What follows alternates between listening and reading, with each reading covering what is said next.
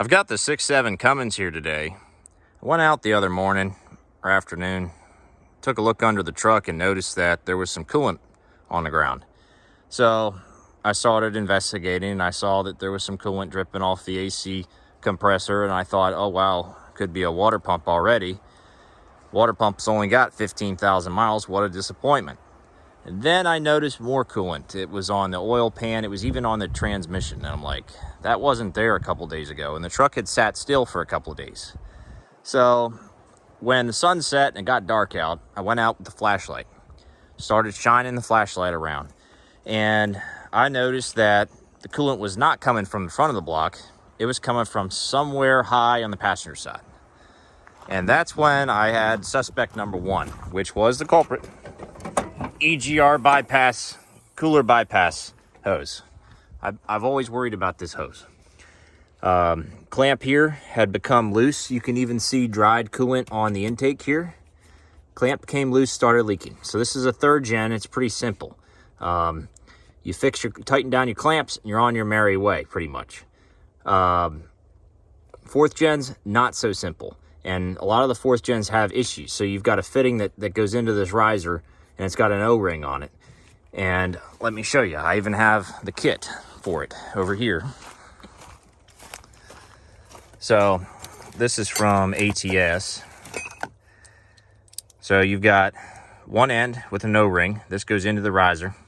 The other end, your hose fits over, and you'll put a clamp on it. And then this collar on the top fits over the riser to prevent this thing from blowing out. So it's basically going to fit on just like that, and the collar would be over top of this thing, and that holds it in place, prevents it from blowing out. And the O-ring is more stout than a lot of the other aftermarket O-rings. And there's some other kits. Glacier Diesel has one, I'm sure. There's several options for people, but this is a nice secure option. Gives you another line of defense to having this thing completely disconnect or, dump all your coolant out.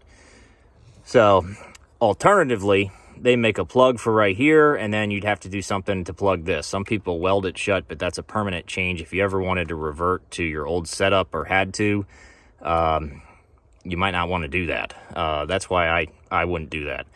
So I'm just running with the regular coolant pipe. Now this coolant pipe, it's got these adjustable clamps. I've never been a fan of them, but it's the only kind of clamps that actually fit over this. It's a thicker tube than the OEM.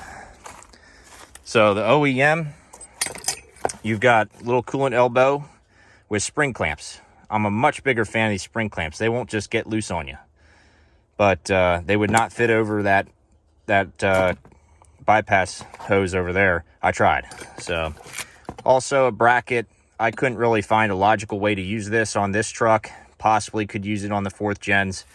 Would probably add some stability because the 4th gens have that braided section, which is semi-flexible. And so this whole riser can probably move a whole lot more. It doesn't really move at all on this truck, but could probably move a lot more on the 4th gens. And so you got this thing moving around, and you've got this O-ring fitting, which moves a little bit. And then, so no wonder you end up with leaks.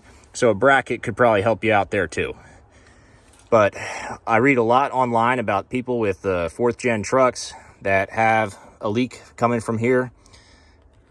That's the solution. You got to go with another fitting, or at least replace the O-ring. If you're 3rd gen like I have here, tighten down your clamps and you're on your way. So hope that helps someone. Y'all have a good one. I'll see you in the next video.